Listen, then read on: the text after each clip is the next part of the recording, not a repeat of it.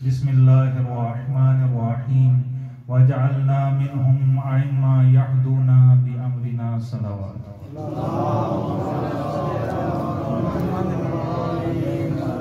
सबसे पहले तो खुदावंद मुताल से दुआ है कि हमारी इस इबादत को कबूल व मंजूर फरमाए। आप लोगों की तशरीफ आवरी खुदा अपनी बारगाह में कबूल व मंजूर फरमाए। जो भी किसी मुश्किल में शिकार हैं खुदा सबकी हाजात को पूरा फरमाए। जो बे औलाद हैं खुदा उन्हें औलाद साले और सालिम अता फरमाए, और जिन्हें औलाद दी है खुदा उन्हें तूले उम्र और हिदायत अता फरमाए। और जो भी जिस की भी शरी हवाइज हैं खुदा उन सबको पूरा फरमाए।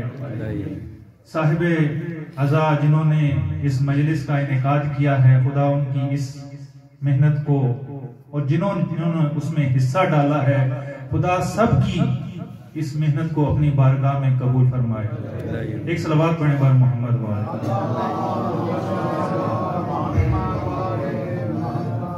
मेरे बरादर गिरामी जैसा कि पढ़ रहे थे खुदा उनकी तौफीकात में मजीद इजाफा फरमाए। और उसके बाद जो है वो मेरे बरादर अजीज तहसीन शाह साहब तशरीफ फरमा है, इंशाअल्लाह वो भी इसके बाद खिताब फरमाएंगे। खुदा हमारे इन उलमा की जिंदगी दराज फरमाए, इन्हें सेहत व सलामती अता फरमाए। इलाही आमीन। एक सलवात पढ़े बार मोहम्मद।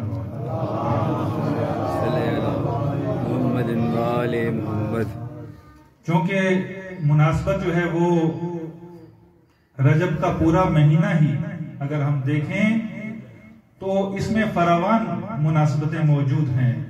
अव्वल रजब से लेकर आखिर रजब तक किसी न किसी मासूम की विलादत या शहादत कुछ न कुछ फासले के साथ मौजूद है।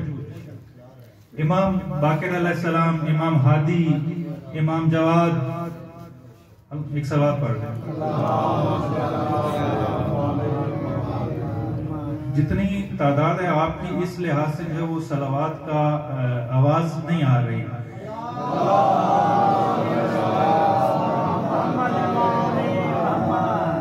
मामूलन जो है या जब लंगर ना खाया हो तब आवाज नहीं निकलती, या ज्यादा खाया हो तब आवाज नहीं निकलती। अब मुझे नहीं मालूम कि यहाँ पर कौन सी कहते थे। एक सलावत पढ़े मोहम्मद।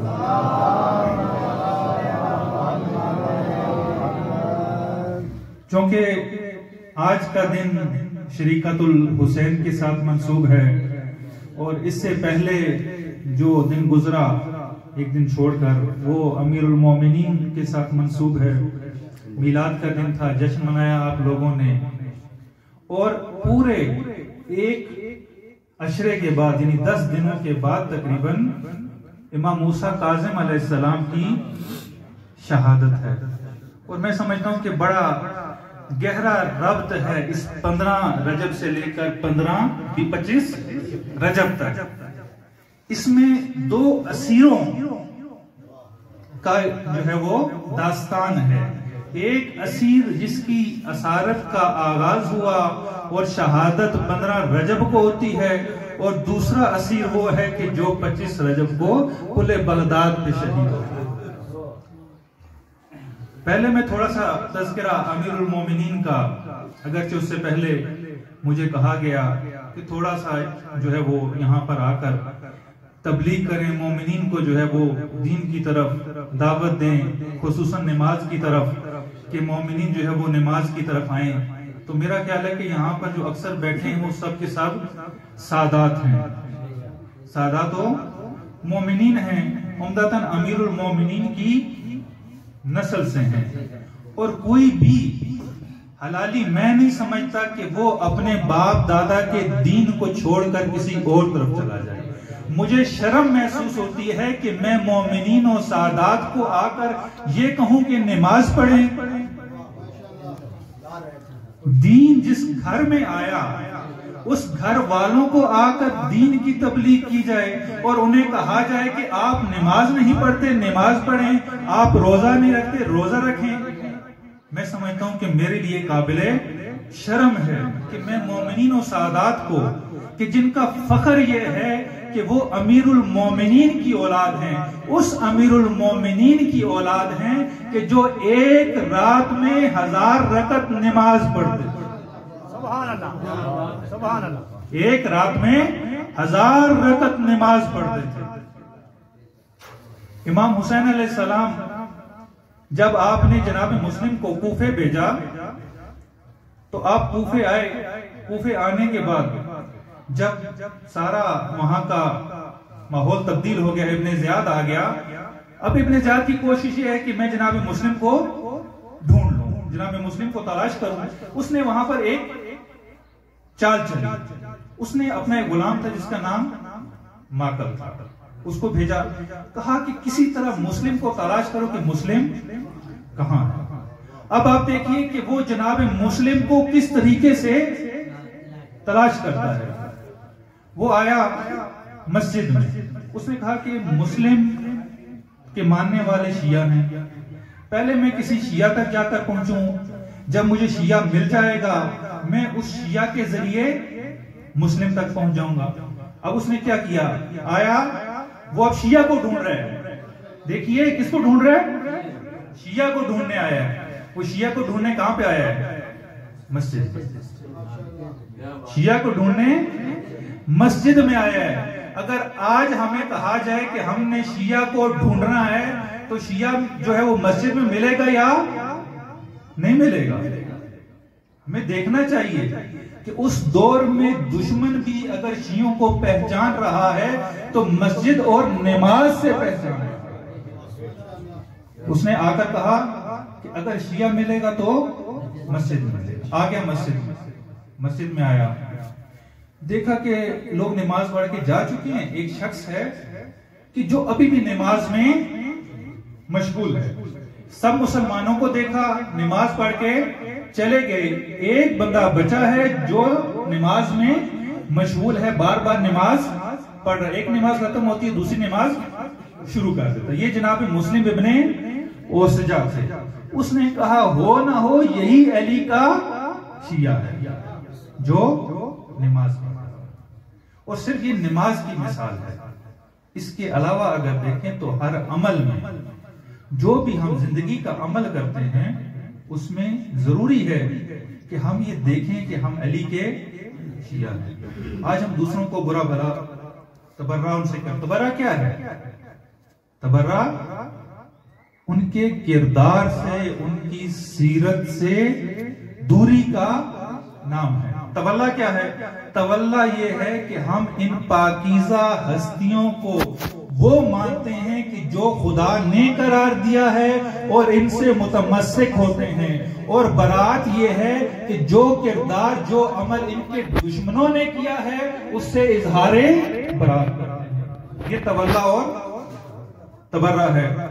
कुरान में किताब है नबी की अज़वाज को, या निसान नबी लस्तुन्ना काहद मिनन निसाए, ए नबी की औरतों तुम दूसरी औरतों की तरह नहीं हो, तुम्हारी निस्बत किधर है, तो जो है मेरे जाने या थोड़ा सा काम खुश्क हो गया है, तुम्हारी निस्बत नबी की जानिब है। जब तुम्हारी निस्बत इतनी पाकीज़ा है, इतनी बुलंद है, तो तुमने ऐसा कोई काम नहीं करना कि जिससे नबी की इज्जत पर हर्फ आता हो। तो मैं आपको खिताब कर कहता हूं, ऐ शियायाने अली, ऐ अज़ादाराने सैयद शुहदा, ऐ मुंतजरीने इमाम ज़माना, अपने किरदार को पहचाने, अपनी निस्बत का ख्याल रखें। आपकी निस्बत इमाम ज़मान अलैहिस्सलाम की तरफ है, आपकी निस्बत सैयद शुहदा की तरफ है, आपकी निस्बत इमाम बाकिर और इमाम जाफर सादिक अलैहिस्सलाम की तरफ है। मुझे कोई तबलीग करने की जरूरत नहीं है कि मैं कहूं कि नमाज पढ़ें, नमाज पढ़ेंगे तो हर अमल कबूल होगा वरना कबूल नहीं होगा। मुझे यहां पर कोई ऐसी बात करने की जरूरत ही नहीं है। खुद औलादे अली हैं, अगर खुद औलादे अली अली के रास्ते को छोड़ दे तो ये नाखलफ औलाद है। ये वही हजरत नूह के बेटे की मिसाल है कि लैसा मिन अहलिक, ये तेरे अहल में से नहीं है। अगर ये तेरे अहल में से होता तो ये तेरे रास्ते पर चलता है। एक सलवात पढ़ेंगे।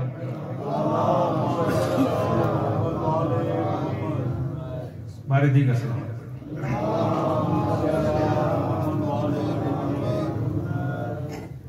लिहाजा ख्याल कीजिए हमेशा इस निस्बत का, इस मकतब का, कि लोग अगर हमें पहचाने तो किस नाम से पहचाने, अगर हमारी निस्बत है तो किन नामों की तरफ, वो कौन सी हस्तियां थी। यही हस्तियां आज हमसे, इनसे मुतमस्सिक होते हैं। क्यों? इसलिए कि इनसे तमस्सुक करने का हुक्म दिया गया है कि देखो, अगर तुमने निजात पानी है, अगर फलाह पानी है, अगर सआदत चाहिए, तो इन्हीं हस्तियों की तरफ तुम्हें आना है। आज तक इतनी कुर्बानियां दी गई, हम देते आए हैं और देते रहेंगे। किसके लिए? इसी दीन के लिए। इंसान की सबसे कीमती चीज दीन होती है, जिसके लिए इंसान हर मुश्किल बर्दाश्त कर लेता है।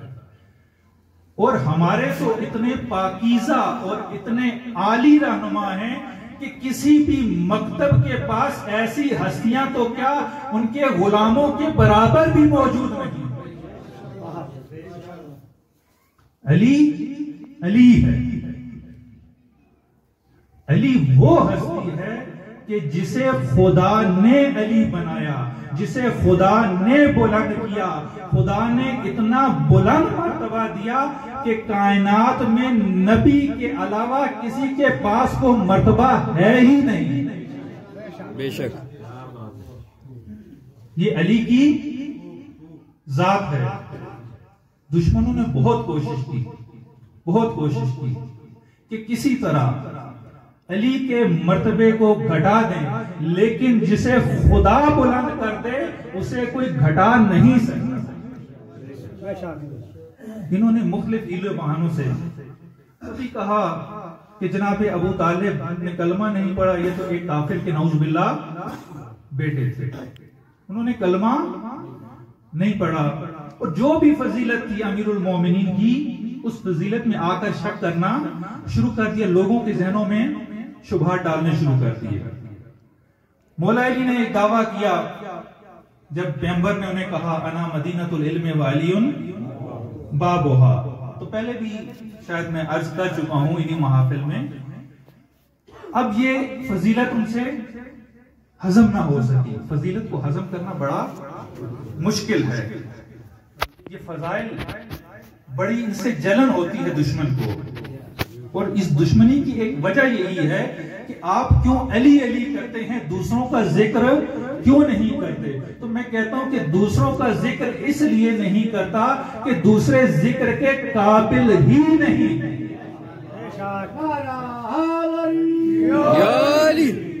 दूसरे जिक्र के काबिल ही नहीं है। उनका जिक्र करूं तो क्या करूं, किस चीज में जिक्र करूं, क्या फजीलत है।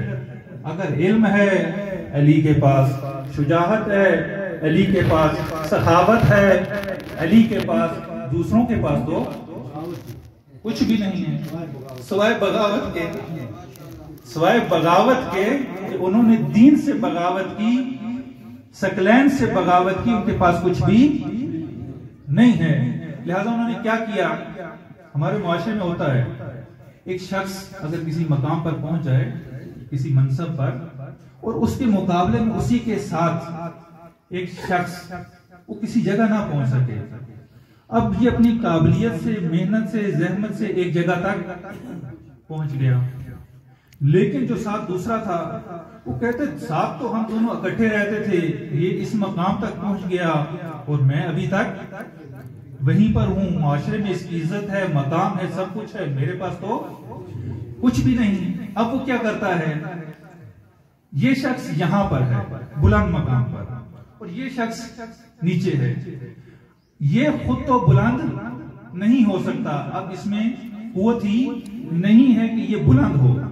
ये क्या करता है, ये लोगों के जहनों में इस बुलंद शख्सियत के किरदार को घटाना शुरू कर देता है, ताकि लोगों के जहनों में इसकी शख्सियत कम हो जाए और मेरा मकाम खुद ब खुद बुलंद होता जाए। इन्होंने यही अहले बैत के साथ किया कि अहले बैत के किरदार को लोगों के जहनों में कम कर दिया जाए ताकि कम किरदार के लोग ऊपर आ सकें। लेकिन अर्ज किया कि खुदा ये चाहता था कि अहले बैत को ये मकाम अता करे, तमाम तर कोशिशों के बावजूद भी ये कामयाब ना हो सके। हर दौर में इन्होंने कोशिश की।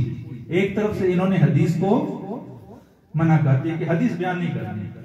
एक अजीब पूरा मकतब ही पूरे तजाद का शिकार है, एक अजीब तजाद और तारुज का शिकार है।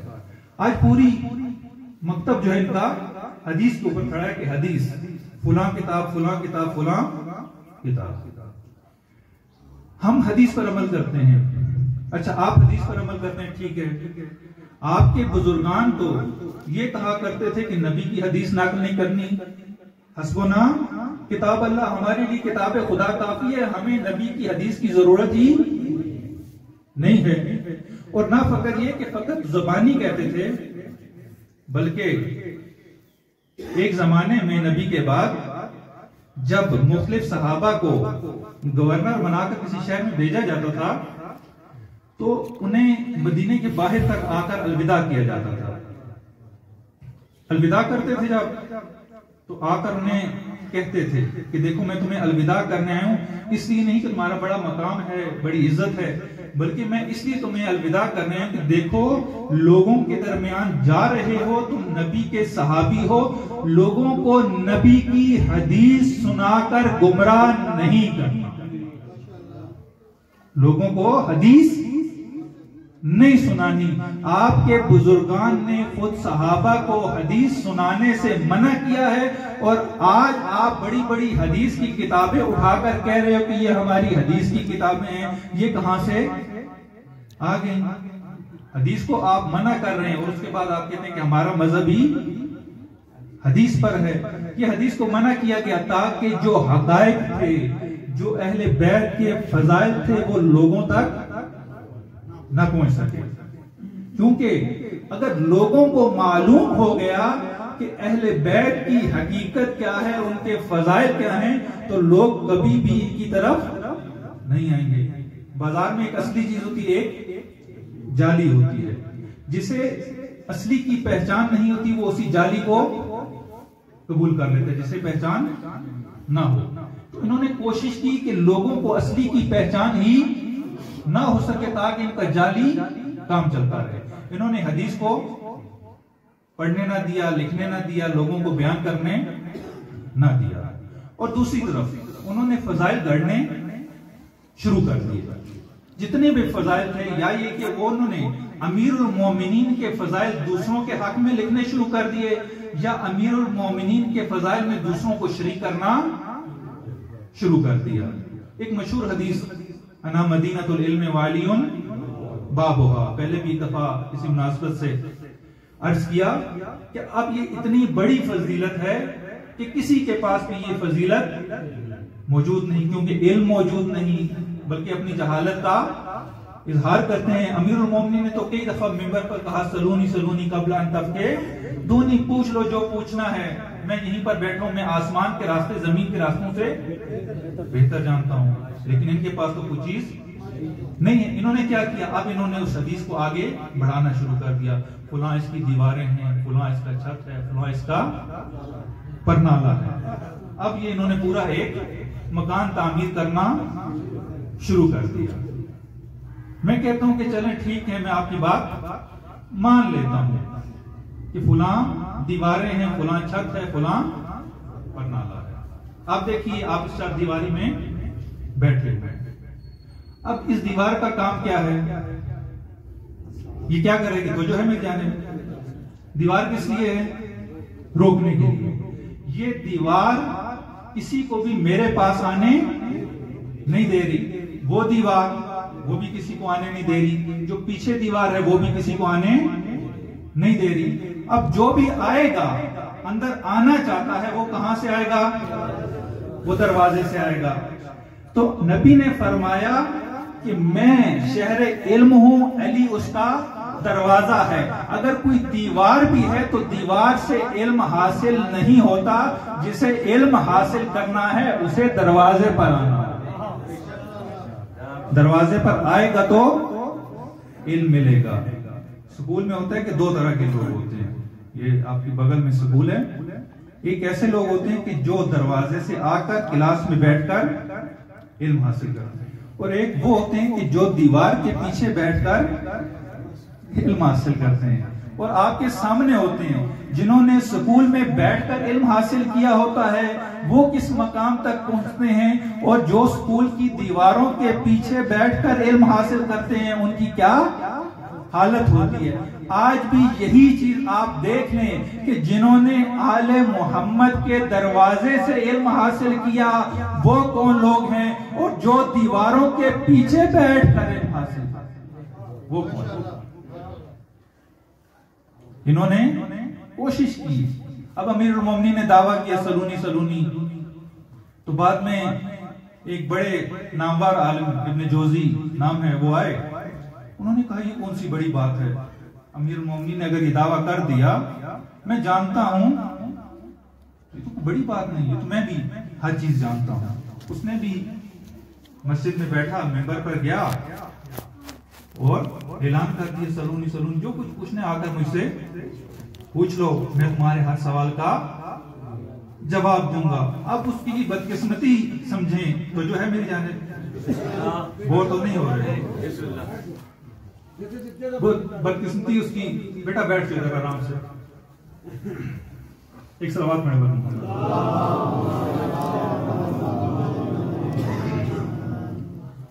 अब उसने मजमा इकट्ठा किया, मिंबर पर आया, दावा किया कि जो कुछ पूछना है पूछ लो।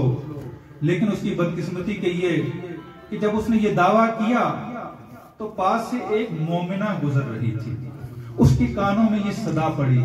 उसने कहा ये दावा तो मिंबर सलूनी पर किया गया है, ये शख्स तो इस काबिल नहीं है कि ये दावा करे, चलो जाकर मैं इसका पोल खोलती हूँ।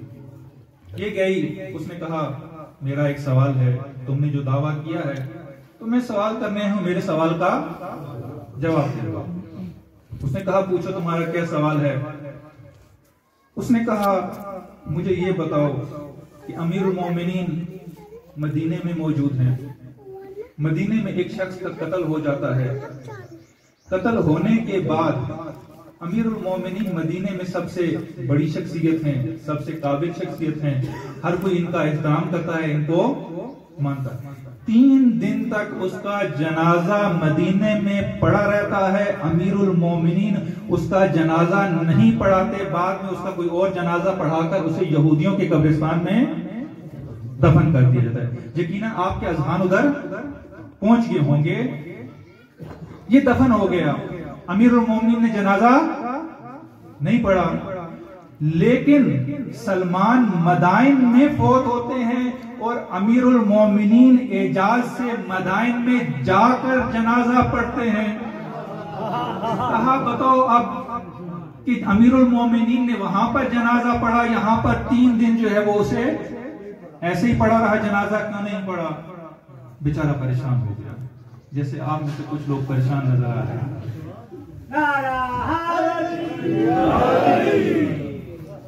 परेशान हो गया, दावा तो बहुत बड़ा कर दिया है, लेकिन मेरे पास कोई जवाब नहीं है। दावा तो अमीरुल मोमिनीन वाला किया है, लेकिन हाल वो है। बेचारा परेशान हो गया। अब जब जवाब नहीं आता तो कोशिश होती है कि अब किसी तरह अपनी इज्जत बचाई जाए। इतना बड़ा दावा कर दिया, मजमा सामने है और एक औरत आकर जलील कर रही है, अब अपनी इज्जत किस तरह बचाए।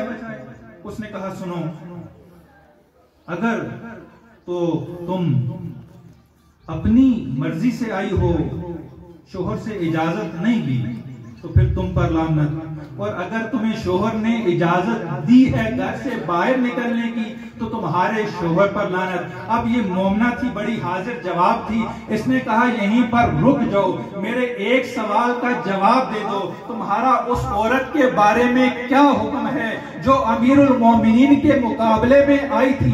अगर वो अपनी मर्जी से आई थी तो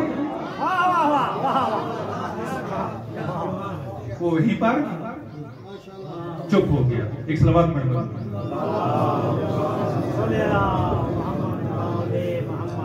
गर्ज ये कि हर फजीलत उसके मुकाबले में उसको बदला गया, औरों की तरफ निस्बत दी गई, हर कोशिश की गई कि आले मोहम्मद का मकाम कम कर दिया जाए।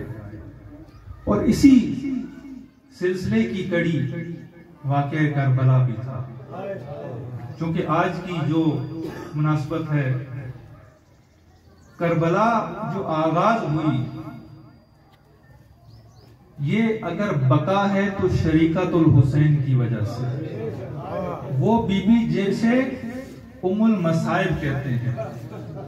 क्यों उम्मुल मसाइब कहते हैं? इसलिए कि इस बीबी ने सारी जिंदगी कोई खुशी न देखी। अभी बचपने में थी कि आपकी वालदा आपसे जुदा हो गई, इस हालत में कि वो लोग जब आग लेकर आए दरे ज़हरा पर और कहा कि अली को बाहर भेजू, आपने माँ का जख्मी पहलू भी देखा, आपने अपने बाबा के सर पर तलवार की जरबत भी देखी, उसके बाद अपने भाई का जनाजा तीरों पर भी देखा, और आ गया करबला का वक्त। अजीब कहानी है इस बीबी की। जब मदीने से चलने लगी ना, रुखसती हुई मदीने से, तो रात के अंधेरे में वहां से काफिला चला। जब बीबी सवार हुई होंगी, यकीनन एक तरफ से अली अकबर आए होंगे, एक तरफ से कासिम आए होंगे, एक तरफ से अब्बास होंगे, बनी हाशिम के जवानान होंगे, बीबी ज़ैनब को सवार किया होगा। लेकिन करबला आ गई। एक ऐसा वक्त आया जब सब शहीद हो चुके, अब बीबी सवार होना चाहती हैं, दाएं भी देखती हैं, बाएं भी देखती हैं, ना अली अकबर है, ना कासिम है, ना अब्बास है। और फिर बीबी को गुजारा गया गंजे शोहदा से, जहां पर भाइयों के लाशें पड़े हुए थे। दुआ करें कभी कोई बहन अपने भाई के लाशे से न गुजरे। अजरुकुमुल्लाह। अब बीबी जब गुजरी भाइयों की लाशों से, तो बीबी ने एक दुख भरा बयान किया। बीबी कहती है, वाह मुहम्मदा सल्लल्लाहु अलैहि मलिकतुस्समा, ए नाना जान, आप पर तो आसमान के फरिश्ते दुरूद भेजते हैं। ये आपका नवासा हुसैन है जो खून में लथपथ पड़ा है, और आपकी बेटियों को असीर करके ले जाया जा रहा है। अब जब काफिला चला, मैं फकत वापसी का एक मंजर, चूंकि मदीने का एक मंजर पड़ा। अब जब बीबी की कैद आजाद हुई, मदीने में दाखिल होने लगी।